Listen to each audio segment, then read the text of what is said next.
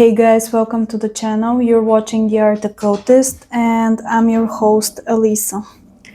Today we are doing another episode in my series Tea with the Goddess. If you're new here, what we do in this series Tea with the Goddess is I either perform a tarot reading with Hekate asking for clarity on a topic, advice, or we just see what the goddess wants to share with us right now. This is not a pick a card reading.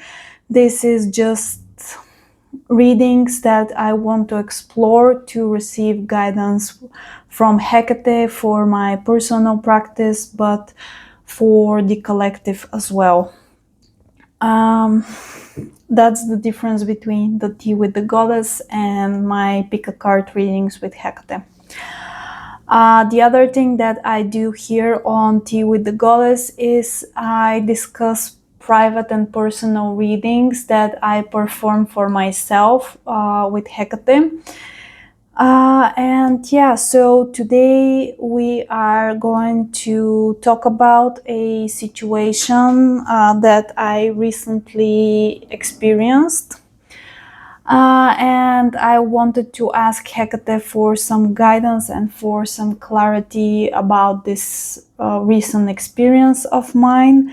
And that's what I'm going to try and do today with you guys here on camera. And I think that it's going to be an interesting conversation and topic of exploration.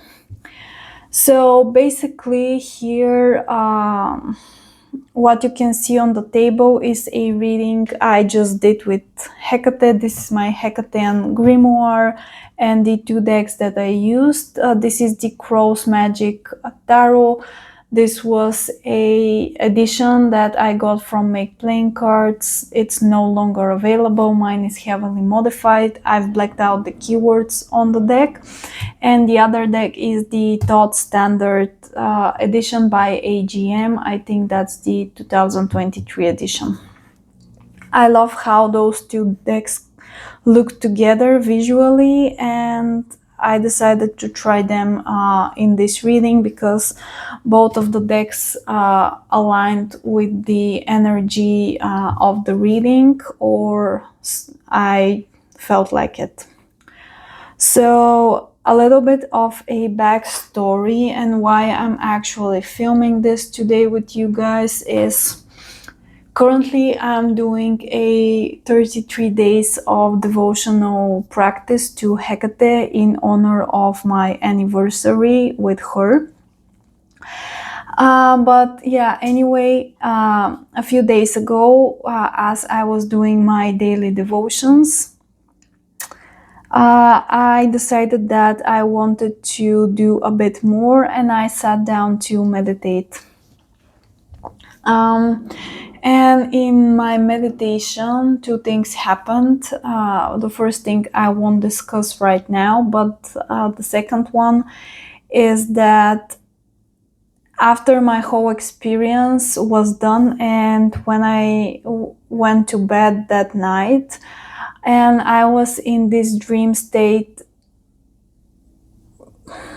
in this state that you are between the dream world and the waking world. It's a very liminal space. I actually saw myself as part dragon. It was very interesting because I've never had any particular interest towards dragons, dragon magic, the draconian tradition. I had no prior interest, experience, or knowledge about those things. And it was very strange to see myself as part dragon. Basically, I had the wings, the aura, the essence of a dragon. I still had my facial features and body, but something in me was, in that vision of me as a dragon, the energy was very primal, and ultimately on some level I understood that this was a manifestation of my life force and of my essence, and it was very weird. And of course I fell asleep, and on the next morning, when I woke up, the the experience was just as vivid as the night before. It was very weird. It didn't feel like a dream, but it was a vision. And for the past couple of days, I've been researching dragons, dragon magic, the dragon lineage, all sorts of things. And I actually found this concept of the inner dragon, where in fact you can take the concept of the holy guardian angel from Talima, and basically in the draconian tradition, or at least that's what I understood, that your inner dragon is basically the equivalent of the holy guardian angel or your highest self. And this actually makes sense to me, but I still had a lot of questions about it, and I decided to ask Hekate, because a lot of the things that I found out online about dragons and draconian magic, they didn't really resonate with me. In fact, I don't believe that dragons are real creatures. Their essence is real, their energy is real, but I found that a lot of people online that spoke about dragons and draconian magic really do believe that dragons are flying beings that really do exist in our world. And I don't know, something about that didn't ring true to me. And I don't know, it felt a bit naive. I do believe that draconian energy and dragons are real, just not in that sense that those people described it to be. So anyway, I asked Hecate about some things, and I wrote them here in my journal.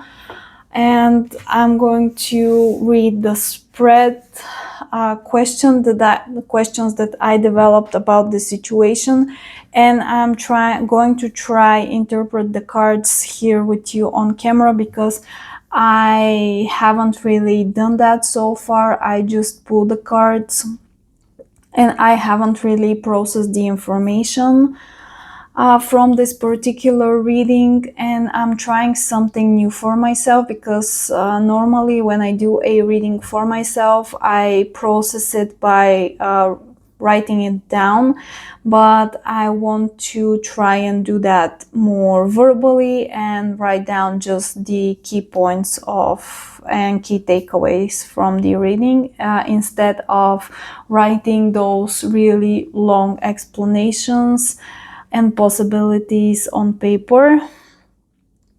And yeah. So the first question that I asked was from Hecate was, what was this experience about, this vision that I had of me being a dragon?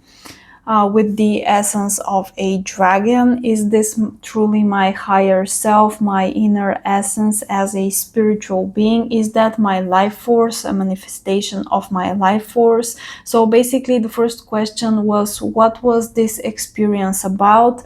And I pulled the Ace of Cups. Now the Ace of Cups is a opening for me. Its opening of the heart space is a new beginning, a new start, but I can also see this card to mean a portal of some sort, so an opening. This was a gateway for me. This vision was a gateway for me. It was a very ecstatic and emotional experience, and I do acknowledge that. And Hekate here is trying to say that it was a very that this experience was sent to me so that it can open me up to explore a new path, a new experience, if you will. And yeah, basically. So, yeah. The second card was the second question that I asked. What else can you share with me about this experience? And I got the Knight of Wands. The Knight of Wands is fire of fire. It's very active card. It's very passionate, very turbulent, very energetic. And fire of fire, it really made sense because I saw myself as a dragon and I saw myself as a fiery dragon. My whole aura was very fiery. So with this card, I sense that it's a confirmation that the experience was real, and I really did feel that fiery draconic energy. And it's an energy that will take me somewhere, and that I need to follow this experience and really dive into it. And I should also look within, because cups are heart and the emotional state or space within us. So this is telling me that I should look within myself for answers. The next card and question that I asked was, what is your advice if I decide to reach out directly to the dragon within? Because at this point I have accepted that this vision and this energy, this dragon, is really my own essence and my life force, and a visual manifestation of that. So at that point, I can reach out directly if I decide to explore this further, and I can have a conversation with this part of myself that's being portrayed as a draconic entity. So Hecate's advice for me, if I decide to do that, is represented by the Seven of Cups. The Seven of Cups is a card of illusions and delusions, emotional. And with it, she is saying that I need to tread carefully and not trust everything. And I should kind of be careful of what I'm wishing for, and that not everything that shines is golden. And sometimes things may appear in a certain way externally, but inside of them there's something completely different. So Hekate is saying that if I decide to explore this further, there are benefits to it, but I should be very careful not to take things at face value. And this really aligns with what I previously discussed of how I don't perceive dragons to be external creatures, but I interpreted this experience as a internal manifestation of my personal life force and my divine energy, or my higher self. So Hekate is saying that I should really keep this idea in the forefront of my mind and not delude myself, or not step into the deep end, and not dive into conspiracy theories, etc. This is what I'm hearing so far. The next question that I ask is, Hekate, what is your connection to dragons as a whole? And I got the Seven of Swords. Now, this card really perplexed me and to be quite honest, I don't know how to interpret that. So if you have any ideas at this point, I'm happy to hear your suggestions in the comment section down below, because the Seven of Swords, and here in the thought deck it's called futility, or in the Golden Dawn tradition it's unstable efforts.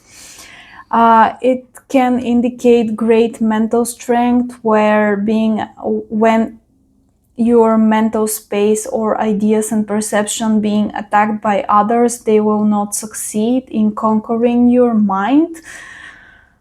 But it can also indicate trickery, shady behavior, basically all those things that we know the Seven of Swords represents. So in the context of what is Hecate's connection with dragons, this card really threw me off, and at this point, I don't know what she's trying to share with me with this card. So I'm really open for suggestions, and if you have any ideas or experience with dragons or with Hekate, please share them with me in the comment section below. Or if you see any connection between Hekate and dragons, or what this card can mean in this context, please share with me, because it's making my mind spin and I really don't know what it means. And of course, I can now pull a clarifier card, but I don't know if I actually want to do that. But why not? Maybe it will help. So let's pull a clarifier card. Okay, so Hekate. This Seven of Swords is really confusing me. Can you please clarify it? What is your connection to dragons? Please clarify this Seven of Swords for me. Six of Cups as a clarification. Well, to be quite honest, this doesn't make it any clearer to me, because the Six of Cups is a card of the past. It's a card of nostalgia, but it's also a card of emotional rebalancing.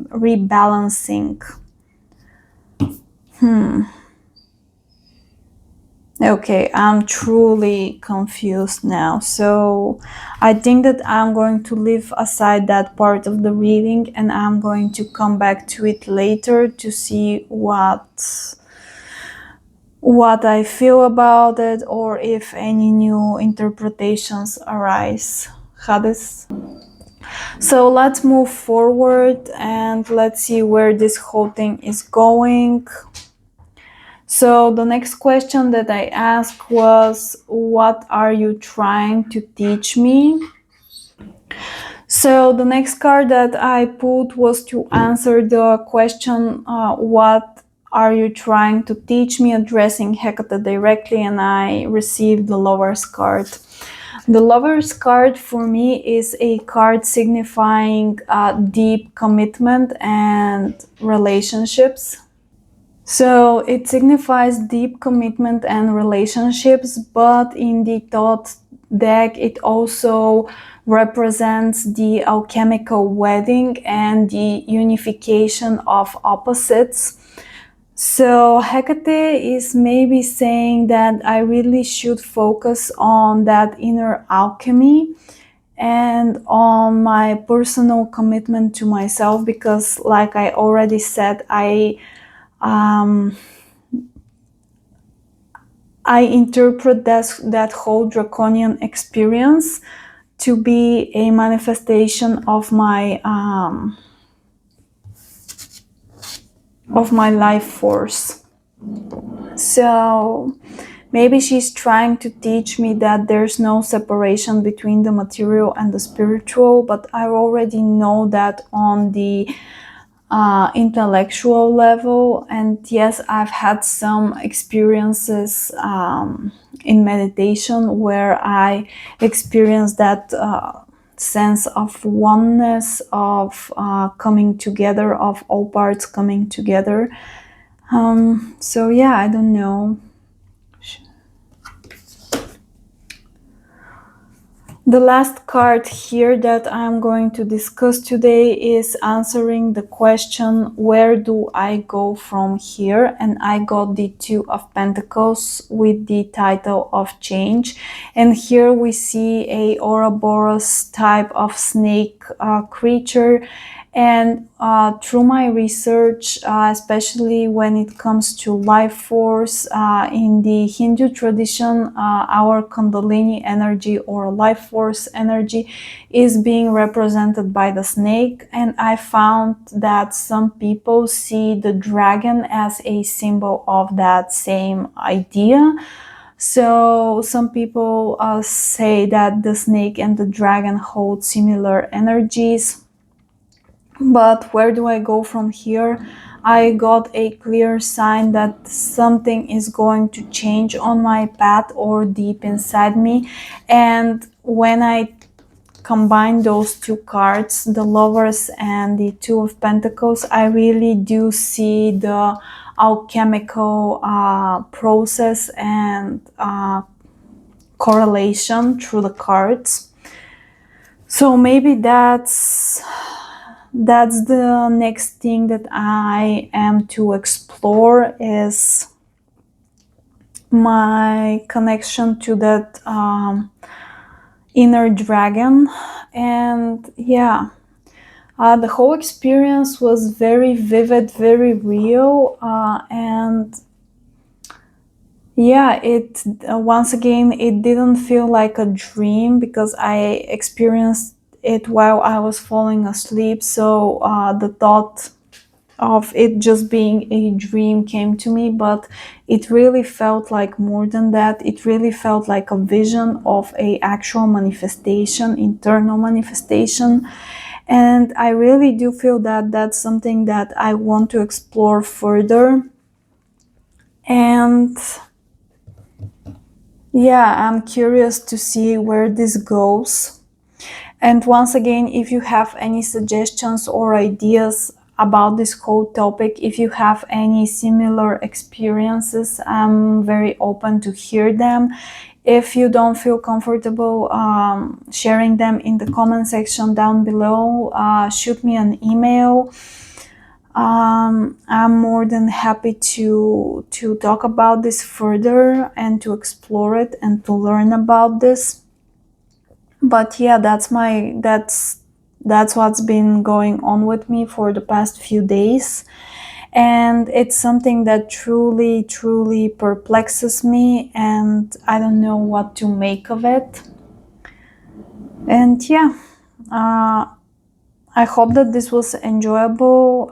Speaking out loud and interpreting this, like, and creating this whole video was very useful to me. And it brought a new way of seeing how I interpret my personal readings.